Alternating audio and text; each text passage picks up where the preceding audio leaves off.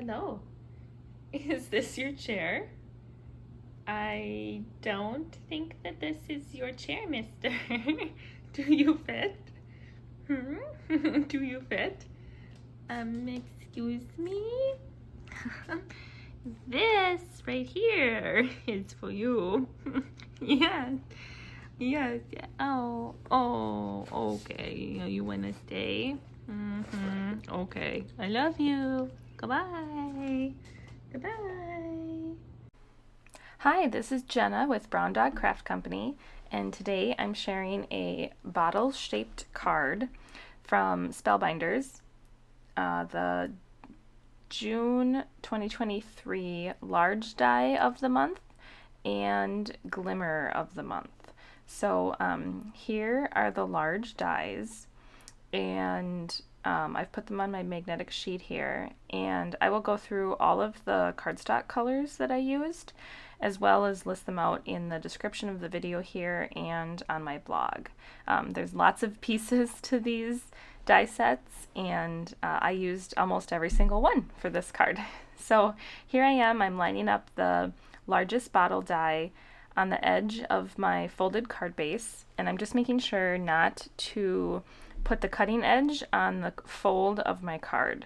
That way when I run it through my die cut machine, I get a shaped card. So here I've got some champagne foil, and I'm using the glimmer plate, just the sentiment for this month. So it says sending an ocean of thanks, and I'm going to hot foil that right onto the card base. So when I hot foil, especially when I hot foil sentiments that I'm not going to die cut out and I want them to be in a certain place on the card, I use the hinge method. So the hinge method is where you line up your die, or your hot foil plate, sorry, where you'd like it to go, and then you flip up your plate, put your foil underneath, and then flip your plate back down, and then tape this down. So now it should stay where you put it. So then you put that face down onto your glimmer machine, let it heat up, and then run it slowly through your die cut machine. So here I've got the Platinum 6. I'll move the platform from the glimmer machine to the die cut machine, and so it's not die cutting, but it's pushing that hot foil into the cardstock.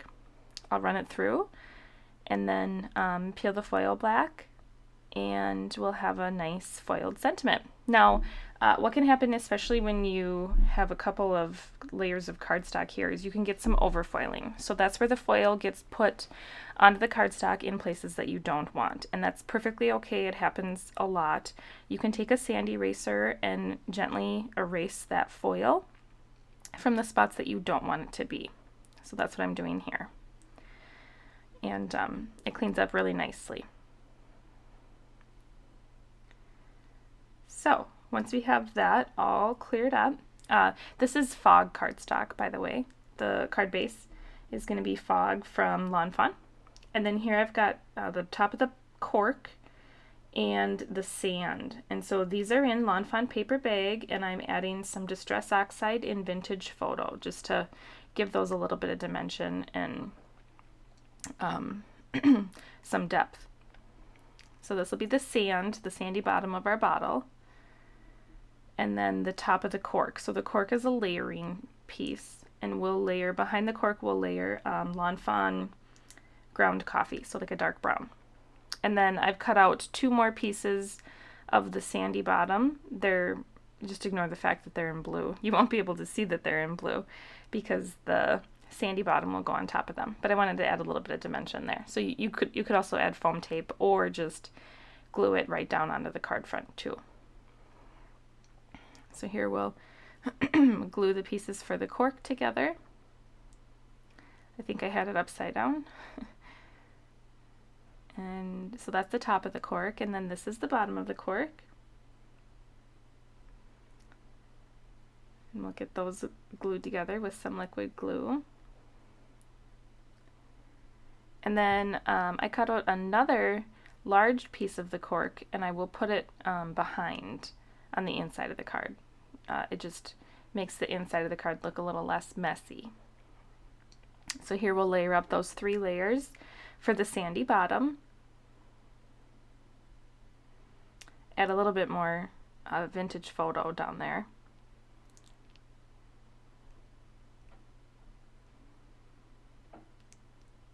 And then start to put together the whale. So the whale is from this piece here is cut from black cardstock, and then I'm putting it on some white. And then he has a little tail, also cut from black, and I'll put that in between the black and the white layer there. You could also put it behind. And then he has a little fin poking out from the other side, so we'll glue that down. I think you can kind of guesstimate where that should go. And then the last piece is this little mouth, and I'm going to put a piece of cardstock behind the whale so that when I flip him over, I have something to adhere the little mouthpiece to. So you could make this out of white or black. I cut it from Storm Cloud, Lawn Fawn Storm Cloud. And didn't want to come out of the cardstock there. So there we go. He's so cute. I've never seen such a small whale. So here we'll start putting everything on our card front.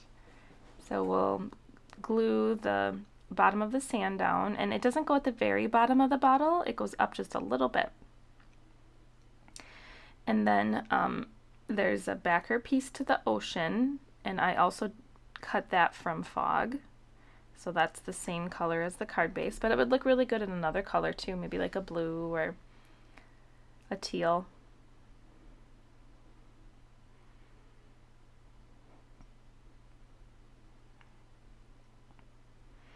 So I'll get that lined up. And this next part is sort of like putting a puzzle together. So these are all the pieces of the waves on the top of the water. And I've seen people put them together different ways. So you can sort of play around with how you think they look best. And when you assemble them on your card. So this is how I liked it. So first I started with the white. And then the other colors of cardstock are Hero Arts Periwinkle and Lapis and Conquer the Ninth powder. So this is the Lapis. And I'm going to sort of overlap that one there with the white. And so it's right below, that'll be the top of the wave right below our sentiment there.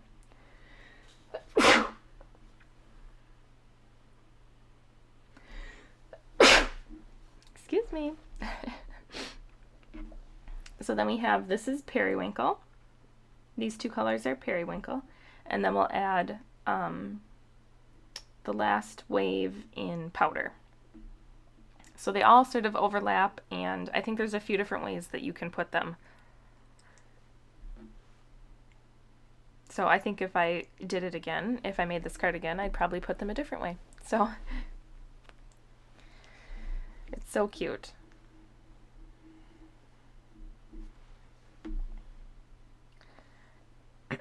Add a little bit of glue there on that corner that's popping up.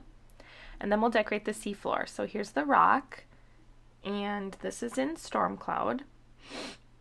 And I will add some coral and some seaweed. So the coral is from guava and papaya.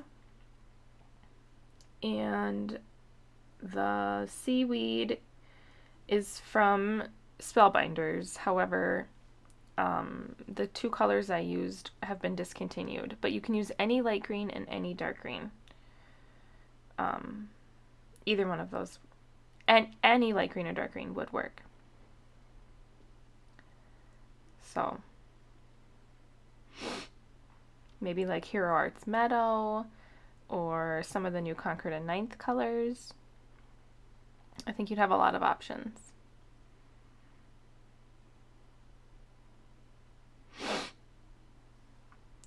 So at this point in my video, you might have noticed briefly that there was a little black crawling insect, we'll say, on my mat there. So he blended in, but I had to stop the video for a minute to go take care of him. So I love pets and animals, but I'm not a huge fan of spiders in my craft room. So he's been safely transported outside. So then I'll continue assembling some coral and some seaweed on the right hand side. And then once we get all of that put down and the bottom of the ocean floor looking how we want it, we can work on putting the top of the bottle together. So there's the two pieces to the cork, and then there's like a bottle topper. So it kind of hides the seam between where the cork is adhered. So I'm going to glue the top of the cork to the top of the card, and then that's where I'm going to glue an extra piece of brown cardstock behind the card here, just to make it look a little more polished, I guess. I like how that looks. And then I'll glue down the bottom part of the cork, and I will pop up with a foam strip this little bottle topper.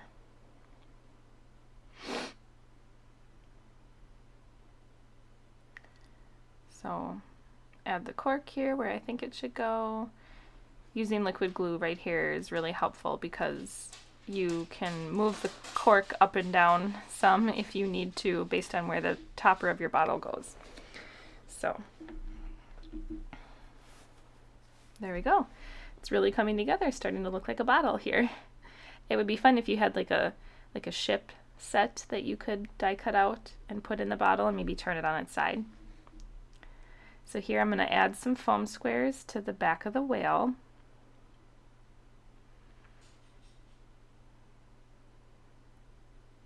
And I'm making sure to pop up everywhere on him that I can, because when I'm all finished, I'm going to add a clear acetate cover to the card, and I think having the whale popped up will help hold that clear acetate where it needs to be on the card. So that's why I'm putting those two little half pieces of foam squares next to the cork there, because that's where the acetate is going to be adhered to the card. That's the only place actually that the acetate will be adhered to the card. So here we'll add the whale.